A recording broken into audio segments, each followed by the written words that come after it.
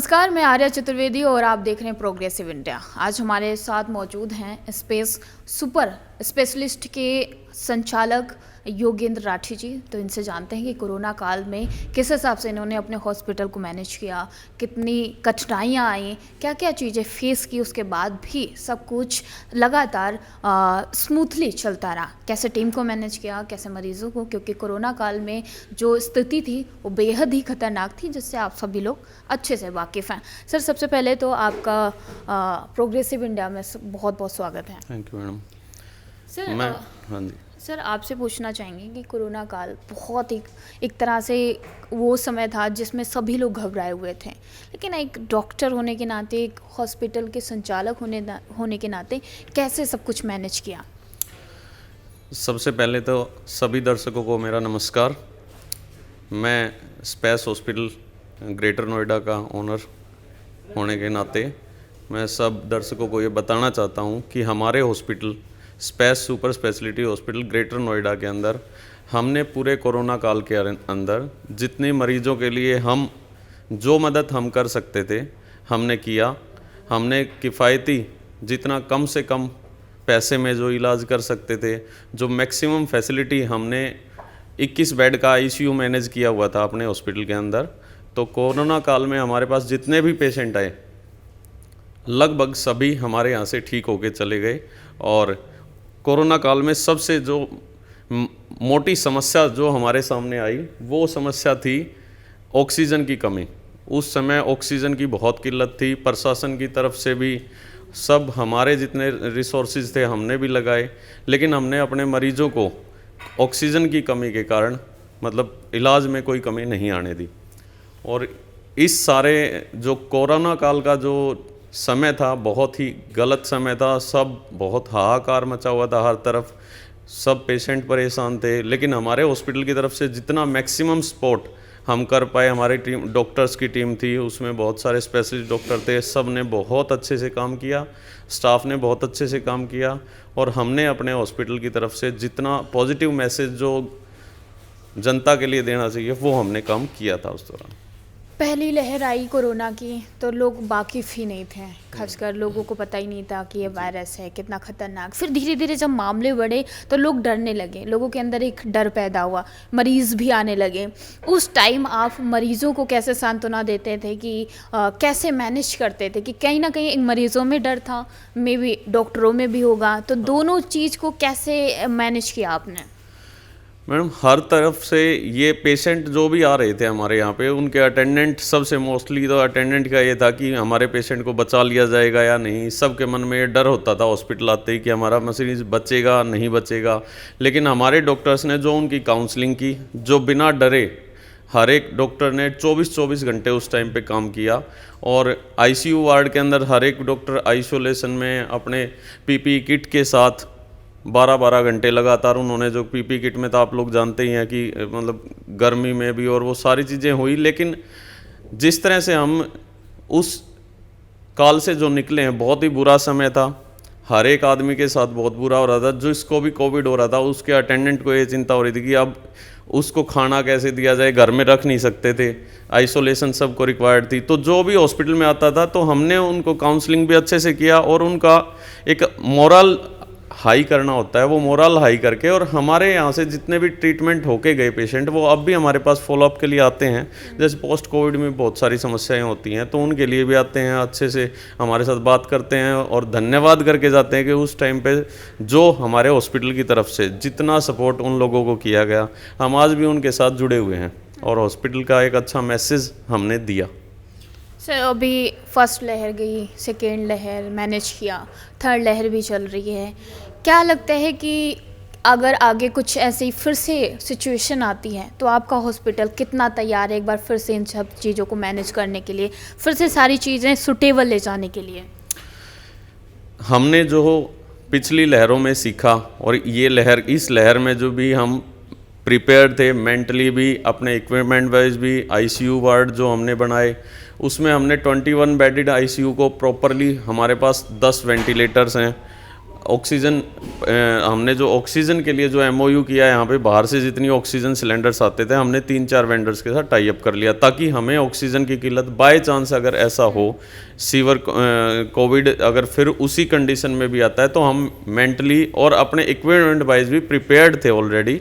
और सेकेंडली हम oxygen plant का भी प्लान कर रहे हैं, अपने हॉस्पिटल के अंदर ही ऑक्सीजन जनरेटर प्लांट हम लगा रहे हैं, ताकि हम आने वाले समय पे अगर ऐसी समस्या आती है तो ऑक्सीजन की कमी के कारण कोई भी पेशेंट हमारे यहाँ पे मतलब सरवाइव कर जाए, ऑक्सीजन की कमी ना हो पाए। सेकेंडली दवाइयों के लिए, और उस टाइम पे जो पहला कोविड, जब सेकेंड वेव थी कोविड की, उस टाइम पे जो दवाइयों की कमी भी रही थी हॉस्पिटल्स के कारण, तो हमने उसके लिए भी अपने आप को इस तरह से प्रिपेयर ज़रूर किया कि आने वाले समय पे अगर ऐसी कोई आपदा आती है, भगवान ना करे ऐसा हो, लेकिन अगर ऐसा होता है तो हम पूरी तरह तैयार हैं उसका सामना करने के लिए। चलिए सर, इन सारी चीज़ों को आपने बखूबी बताया कि कैसे मैनेज किया कोरोना काल में। ये तो बात हो गई कोरोना काल की। बात की जाए अभी की, तो क्या क्या चीज़ें हैं, क्या क्या विशेष है, हाँ, क्या क्या सर्विस देते हो आप मरीजों को जो औरों हॉस्पिटल के कंपैरिजन में आपके यहाँ अच्छा हो, बेहतर हो, जो मरीज़ यहाँ पर आए?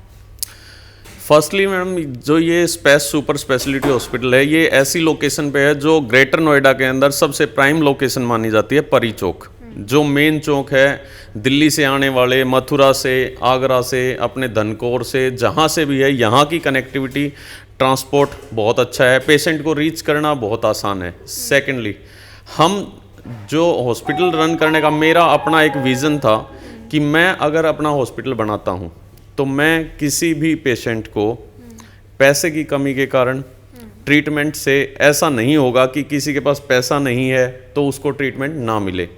सस्ते किफ़ायती दरों पे हम हॉस्पिटल में पेशेंट का ट्रीटमेंट करते हैं। सेकेंडली, हमारे यहाँ पे सारी स्पेशलाइजेशन है। 60 बेडेड मेरा ये हॉस्पिटल है और इस हॉस्पिटल के अंदर हमारे 6 फ्लोर्स हैं इंक्लूडिंग बेसमेंट। तो हमारे पास सारा रेडियोलॉजी डिपार्टमेंट हमारा बहुत स्ट्रॉन्ग है। आईसीयू क्रिटिकल केयर के लिए हमारे पास स्पेशलिस्ट डॉक्टर्स हैं। यहाँ पे सबसे मेन चीज़ है हमारे हॉस्पिटल की कि जिस लोकेशन पे हम बैठे हैं यहाँ पे हाईवे से कनेक्टिविटी ज़्यादा है, तो डेली कोई ना कोई ट्रॉमा एक्सीडेंटल केस हमारे पास आते हैं और एक्सीडेंटल केस हैंडल करने के लिए हमारे पास आईसीयू क्रिटिकल केयर के स्पेशलिस्ट डॉक्टर्स हैं। 24/7 अवेलेबिलिटी है उनकी। सेकेंडली, हमारे पास गायनी डिपार्टमेंट हमारा बहुत स्ट्रॉन्ग है। डॉक्टर लतिका गायनी डिपार्टमेंट में हमारे यहाँ पे। चाइल्ड पीडिया के अंदर हमारे पास डॉक्टर सुनील हैं और अपना आईसीयू क्रिटिकल केयर में डॉक्टर शिवेंद्र, और पल्मोनरी डिपार्टमेंट में डॉक्टर आरती शर्मा। स्पाइन सर्जन है हमारे यहाँ पे डॉक्टर देवाशीष शर्मा, और जनरल सर्जरी में डॉक्टर सुदतम जैन।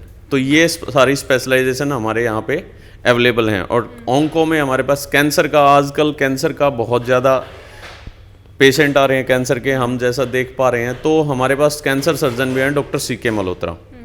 तो ये सारे लिस्ट ऑफ डॉक्टर्स हैं जो मेरे यहाँ पे काम कर रहे हैं। और हम हर एक डिपार्टमेंट के लिए हमने अलग से जो भी इक्विपमेंट वाइज हम बहुत स्ट्रॉन्ग हैं। और कोई भी पेशेंट कि चाहे सर्जरी से, मॉड्यूलर ओटी है हमारे पास, सारे जितने इक्विपमेंट्स एक ऑपरेशन थिएटर के लिए होते हैं वो सब हमारे पास अवेलेबल हैं। लिस्ट डॉक्टर्स की लिस्ट में आपको बता ही चुका हूँ। ये सारे हमारे यहाँ पे कंटिन्यूस ओपीडी कर रहे हैं। सेकेंडली, मैंने अभी एक कैंपेन और चलाया कि फ्री ओपीडी दे रहा हूँ मैं, अगर, क्योंकि मैंने देखा यहाँ पे बहुत सारे पेशेंट ऐसे हैं जिनके पास ओपीडी फीस देने के लिए पैसे नहीं होते, और वो इसी चक्कर में छोटे मोटे डॉक्टर्स के पास जाके अपनी सेहत के साथ खिलवाड़ कर लेते हैं। वो डॉक्टर्स, कोई भी अगर कैंसर का भी पेशेंट है तो यहाँ पे आसपास बहुत सारे आरएमपीज भी हैं जहाँ पे हर गांव से पेशेंट उन्हीं के पास चला जाता है। और जो भी दवाई वो दें, ऐसा नहीं कि वो अच्छा ट्रीटमेंट नहीं कर सकते, करते हैं, लेकिन अगर स्पेशलाइज्ड डॉक्टर की रिक्वायरमेंट है और पेशेंट को स्पेशलाइज्ड डॉक्टर की राय ना मिले तो वो कहीं ना कहीं डिफरेंस क्रिएट करता है, उसके सेहत के साथ खिलवाड़ होता है। तो मैंने एक कैंपेन स्टार्ट किया है जो अब फरवरी और शायद मार्च में भी मैं चलाऊंगा कि शाम को 4 से 8 बजे के बीच में हर एक स्पेशलाइज्ड डॉक्टर जो मेरे पास अवेलेबल है वो फ्री ओपीडी करेंगे। किसी भी पेशेंट से ओपीडी का पैसा नहीं लिया जाएगा। और दवाइयों में और लैब टेस्ट में मैं 20 to 30% का डिस्काउंट भी कर रहा हूँ, ताकि गरीब से गरीब जो नीचे वाला लेवल है उस तबके तक हम हेल्थ फैसिलिटी बहुत अच्छे लेवल की पहुँचा सकें। ये मेरा अपना विज़न था, जिसको मैंने अभी अखबारों में भी प्रिंट करवाया है और वैसे भी डिजिटल मीडिया से, प्रिंट मीडिया से मैं उसको मार्केट में फैला रहा हूँ, ताकि कोई भी पेशेंट इलाज के लिए इधर उधर ना भटके और हम उसको फ्री ऑफ कॉस्ट ओपीडी दें। सेकेंडली मेरा एक विज़न ये भी है कि अगर कोई गरीब पेशेंट आता है जिसकी फाइनेंशियल कंडीशन ऐसी है कि वो पे नहीं कर पाता, उसकी पेइंग कैपेसिटी नहीं है, तो मैं अपने यहाँ पे मैंने जनरल वार्ड के अंदर 5 बेड ऐसे फिक्स कर रखे हैं जो मैं गरीबों के लिए डेडिकेटेड हैं, कि हम उनसे बेड चार्ज नहीं लेते। हमारे डॉक्टर्स उनका ट्रीटमेंट करते हैं, दवाइयाँ और लैब टेस्ट हम उनके रियायती दरों पे करते हैं, जिसके अंदर हम डिस्काउंट देते हैं। और हम चाहते हैं कि कोई भी पेशेंट आए, गरीब से गरीब पेशेंट भी आएगा तो वो हमारे यहाँ पे इस अस्पताल के अंदर ट्रीटमेंट लेके जाएगा। ऐसा नहीं होगा कि उसके पास पैसे नहीं है तो वो ट्रीटमेंट नहीं होगा उसका। आपने एक मुहिम बताई कि उसमें फ्री ओपीडी, काफ़ी स्पेशलिस्ट डॉक्टर हैं जो आपके वो वहाँ पे बैठेंगे फ्री ओपीडी, और प्लस ये जो 5 बेड फ्री में, तो इससे ये काफ़ी अच्छी मुहिम है कहीं ना कहीं गरीब लोगों के लिए। लेकिन अगर आपसे पूछा जाए कि गवर्नमेंट कितना सपोर्ट करती है प्राइवेट हॉस्पिटल को, क्या लगता है अगर नहीं करती है तो कितना करना चाहिए? क्या क्या समस्याएं आ जाती हैं जिनमें आपको गवर्नमेंट की कहीं ना कहीं ज़रूरत पड़ती है? प्राइवेट हॉस्पिटल रन करने में, कोई भी हॉस्पिटल अगर हम रन कर रहे हैं तो उसके अंदर एक सबसे मोटी है कि गवर्नमेंट की तरफ से तो हमें 100% सपोर्ट चाहिए। सीएमओ ऑफिस हमारी प्राइम कंसर्न जिसके साथ होता है वो सीएमओ ऑफिस होता है। जितने भी लाइसेंसेस हैं, हॉस्पिटल रजिस्ट्रेशन से पीएनडीटी है या कोई भी लाइसेंस जो हमें रिक्वायर्ड है, उसमें सीएमओ ऑफिस की अहम भूमिका होती है। लेकिन अभी फ़िलहाल के लिए अगर मैं मानूं कि मैंने जब से हॉस्पिटल रन किया है तो हमारे सीएमओ ऑफिस की तरफ से हमें सपोर्ट ही मिला है। ऐसा नहीं हुआ, कोविड के दौरान भी हमने देखा, उसके बाद भी अगर हमारा कोई काम होता है हॉस्पिटल से रिलेटेड, डॉक्यूमेंट्री कोई होता है और बाकी सारी चीज़ें तो आजकल ऑनलाइन हो गई हैं, तो ऑफलाइन तो काम बहुत कम रह गए हैं, तो वो भी अब तो ख़त्म हो गया कि हमें किसी सरकारी दफ्तर के चक्कर लगाने पड़ते हैं। सब कुछ ऑनलाइन जाता है, ऑनलाइन रिकॉर्ड है, तो ये सारी चीज़ें हमारा गवर्नमेंट की तरफ से फुल सपोर्ट है। ऐसा नहीं है कि हॉस्पिटल्स को सपोर्ट नहीं किया जाता, प्राइवेट हॉस्पिटल्स को। चलिए, एक आप हॉस्पिटल के संस्थापक हैं या योग्य के संचालक हैं। एक डॉक्टर को धरती का भगवान कहा जाता है, लेकिन भगवान पे जब एक तरह से बोलें कि कहीं ना कहीं समस्या आ जाती है, जैसे अभी कोरोना काल, तो काफ़ी डॉक्टर्स भी डरे हुए थे, काफ़ी डॉक्टर्स की डेथ भी हुई थी। तो उस टाइम क्या लगता है कि एक धरती का भगवान है जो लोगों की जान बचाता है, वो अपनी जान और अपनी टीम की कैसे मैनेज किया गया, कैसे क्या आया उस टाइम? क्योंकि आपकी टीम भी घबराई हुई होगी, जाहिर सी बात है आपके पास आई होगी कुछ ना कुछ, तो क्या रहा था वो सिस्टम, कैसे सब कुछ मैनेज किया? जैसे आपने बताया कि डॉक्टर को भगवान का रूप माना जाता है, कि धरती पे अगर कोई इलाज कर सकता है तो वो भगवान ही है। तो वही था जो कोरोना के दौरान, अगर मैं स्थिति भयंकर स्थिति थी तो उस टाइम पे डॉक्टर्स ने अपनी सेहत का ना ध्यान रखते हुए भी अपने पेशेंट्स का ट्रीटमेंट किया, बहुत अच्छे से किया। जो डॉक्टर बीमार भी हुए वो बीमार होके ठीक होके दोबारा से हॉस्पिटल में आए और उन्होंने ट्रीटमेंट किया। और ऐसा भी हुआ कि डॉक्टर्स ने 48 घंटे लगातार ड्यूटी की।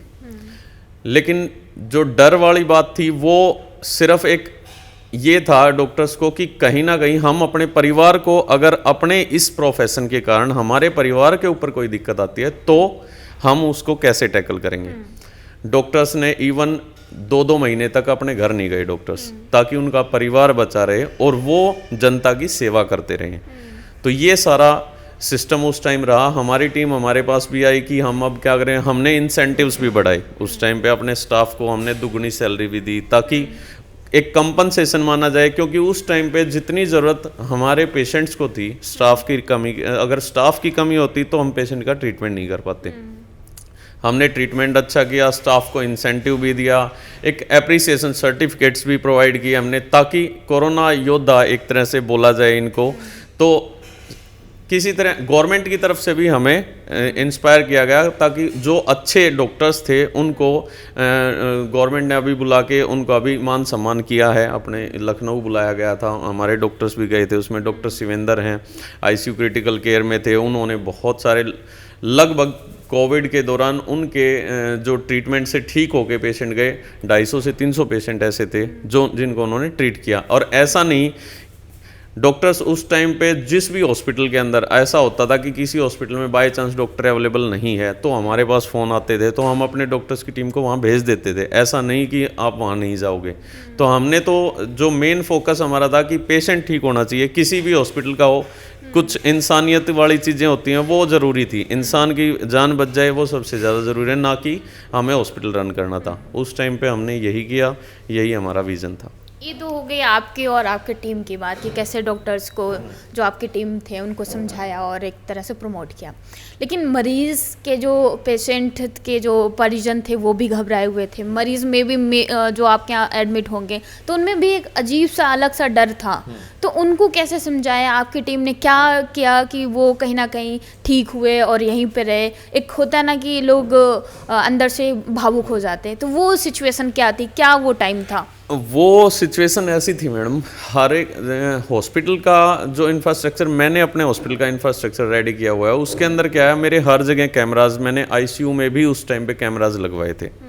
रीज़न बीइंग कि आईसीयू के अंदर एक्सेस थी नहीं, हॉस्पिटल में हम परिजन को आईसीयू में नहीं भेज सकते थे क्योंकि कोविड का समय था, तो हम किसी और की सेहत के साथ नहीं खिलवाड़ कर सकते थे। मैंने कैमरे इम्प्लांट करवाए थे ताकि हर जो भी पेशेंट के साथ, पेशेंट वहाँ पे आईसीयू के अंदर आइसोलेटेड है, उसके परिजनों को मैं अपने पर्सनल, जो मेरा डायरेक्टर ऑफिस है वहाँ पे उन कैमराज की कनेक्टिविटी थी, तो मैं उस कैमरा के अंदर उनके अटेंडेंट को पेशेंट दिखा देता था कि देखो भाई आपके पेशेंट ठीक हैं। वेंटिलेटर पे भी होते थे तो उनकी मूवमेंट और वो सारी चीज़ें उनको पता लगती थी कि हाँ हमारे पेशेंट ठीक ठाक है, राहत मिलती तो उनको एक ये सेटिस्फेक्शन होता था। नहीं तो कई हॉस्पिटल्स में क्या था कि पेशेंट आईसीयू में चला गया तो वो 10 दिन तक दिखाई नहीं, अंदर जाने नहीं देते थे, पेशेंट बाहर आएगा कैसे? तो जब तक आप अगर आप भी एक पेशेंट के अटेंडेंट हैं तो आपको भी अगर आपका पेशेंट दिखता रहेगा तो आपको ये शांति जरूर रहेगी कि हाँ मेरा पेशेंट ठीक है। हाँ, एक राहत सी एक मिलती राहत। है। तो एक तो ये चीज़ जो मैंने उस टाइम पे इम्प्लीमेंट की थी अपने हॉस्पिटल में, कि कैमरा जितना भी था सारा सर्विलेंस पे था। पूरे हॉस्पिटल के अंदर मैंने कैमराज इम्प्लांट करवाए थे ताकि हर जगह स्टाफ की मूवमेंट भी, उसके अंदर स्टाफ को भी कहीं ना कहीं मॉनिटरिंग में रखना पड़ता है। तो एज ए ओनर मैंने ये सारी चीज़ें उस टाइम की, और परिजनों को मैंने खुद पर्सनली उनसे डिस्कस करके सारी चीज़ें बताई कि ऐसे ऐसे आपका ट्रीटमेंट, और सारे सब लगभग सेटिस्फाइड हो गए। कोई एक आधा ऐसा भी नहीं है कि डेथ नहीं हुई, उस टाइम 1-2 डेथ भी हुई, तो उनके परिजन भी सेटिस्फाइड थे कि हॉस्पिटल ने अपना काम पूरा किया। हमारे पेशेंट को अगर सांस नहीं बचे तो उसके लिए हॉस्पिटल का कोई वो नहीं है। अभी आपने बातों बातों में बताया था कि यहाँ पे मरीजों के लिए 5 बेड हैं जो गरीब हैं तो उसका चार्ज नहीं लेते, फ्री ओपीडी वाला सिस्टम भी बताया आपने। तो माइंड में ये कहा, क्योंकि बहुत कम होता है कि लोग इतना छूट देते हैं। आपने बोला कि अगर कोई गरीब है, कोई पे नहीं कर पा रहा है, तो उससे भी आप उतना पेमेंट नहीं मांगते हो, कहीं ना कहीं उसका ट्रीटमेंट करते हो। ये सारी चीज़ें कि इंसानियत के तौर पे आई आपके दिमाग में, क्या सोच के ये चीज़ें अप्लाई की? क्योंकि और भी हॉस्पिटल में ऐसा मे बी बहुत कम ही मिलेगा, तो आपके दिमाग में ये सारी चीज़ें कहाँ से आई कि इतना इतना हम लोगों को सपोर्ट कर सकते हैं? मैं मैडम एक मध्यम वर्गीय परिवार से ही बिलोंग करता हूँ। मेरे फादर भी इलेक्ट्रीशियन थे, और अब मैं जो हॉस्पिटल रन कर रहा हूँ, भगवान ने मुझे इतनी ताकत दी कि मैं किसी का भला कर सकूँ, तो मुझे करना चाहिए। एज एक इंसान होने के नाते मुझे पर्सनली ये लगा कि अगर उस पेशेंट की जगह मैं होता, या मैं अपने फादर को लेके आ रहा हूँ कहीं पे, और वहाँ मेरे फादर को रिक्वायरमेंट है ट्रीटमेंट की, और पैसे के कारण हॉस्पिटल डिनाई कर दे, तो मैं अपने आप को वहाँ रख के देखता हूँ कि उस टाइम मैं क्या करता। मैं हॉस्पिटल को गालियाँ निकालता, कुछ और बोलता कि ये हॉस्पिटल गलत है, या फिर मैं अपने पेरेंट्स को कहीं छोटे हॉस्पिटल में लेके जाता जहाँ पे मैं उनका ट्रीटमेंट करवा पाता। तो ये एक चीज़ दिमाग में थी जिसके लिए मैंने ये इनिशिएशन लिया कि 60 बेड का हॉस्पिटल है, अगर 5 बेड मैं गरीबों के लिए रिजर्व भी कर दूंगा तो 55 बेड है मेरे पास स्पेयर, उसके अलावा भी। तो वो सारी चीज़ें दिमाग में थी, जिसके कारण मेरे को लगा कि कहीं ना कहीं हमें इंसानियत के नाते सबका भला करना चाहिए। जो अच्छे परिवारों से हैं, जो अच्छे, मेरा हॉस्पिटल 60 बेडेड हॉस्पिटल है, लेकिन इसको 100 बेडेड तक एक्सटेंडेबल कर सकता हूँ मैं, ऐसा नहीं है कि नहीं हो सकता, क्योंकि बिल्डिंग इंफ्रास्ट्रक्चर हमारे पास 100 बेडेड का है, लेकिन मैंने 60 बेडेड की ही परमिशन ले रखी है फिलहाल, क्योंकि इतना जितना फुटफॉल है उसी के अकॉर्डिंगली मैं मैनेज कर रहा हूँ चीज़ों को। अभी जो 5 बेडेड का जो आइडिया था या फ्री ओपीडी का आइडिया था, ये सारी चीज़ें मेरे को वैसे ही बैठे बैठे कि अगर मैं अब पेशेंट की जगह हूँ तो मैं क्या करूँ, तो मैं तो उन सारी चीज़ों को ध्यान में रखते हुए ये सारे स्टेप्स मैं ले रहा हूँ, और इससे अच्छा रिजल्ट भी आ रहा है। बाहर भी अगर कहीं जाता हूँ मैं, तो लोग मिलते हैं जो ट्रीटमेंट लेके गए हैं तो बताते हैं। अब हर एक चीज़ याद भी नहीं रहती, लेकिन कोई आगे से मिलता है कि आपके यहाँ भी मैं ट्रीटमेंट करवा के गया था पीछे, तो अच्छा लगता है। 4 लोग बोलते हैं कि आपने अच्छा काम किया, आपने पैसे कम लिए, आप हमारे पास 20,000 रुपये थे, आपका 30,000 का बिल था, आपने 10,000 छोड़ दिए, तो मैं इस तरह से कर लेता हूँ। आपकी ये मुहिम को कहीं ना कहीं प्रोग्रेसिव इंडिया की टीम भी एक तरह से शुक्रिया अदा करती है। जी मैम, थैंक यू। तो ये थे फैसिलिटी हॉस्पिटल के ओनर, जिन्होंने बताया कि कैसे वो पूरा हॉस्पिटल मैनेज करते हैं। गरीबों के लिए ख़ास सुविधा है उनके पास कि 5 बेड हैं फ्री, तो फ्री ऑफ कॉस्ट थे। तो ओपीडी का भी फ्री सिस्टम है, अगर किसी के पास पैसे नहीं हैं उसके बाद भी वो ट्रीटमेंट करवा सकता है, उसको छूट मिलेगी। तो ये कहीं ना कहीं अच्छी मुहिम है इस हॉस्पिटल की। अगर आपके पास भी ऐसी कोई समस्या आती है तो आप भी बेशक इस हॉस्पिटल में आ सकते हैं। ग्रेटर नोएडा के पास है ये हॉस्पिटल। फिलहाल अब तक के लिए इतना ही। एक नए मुहिम के साथ और एक नए मुद्दे के साथ फिर से हाजिर होंगे।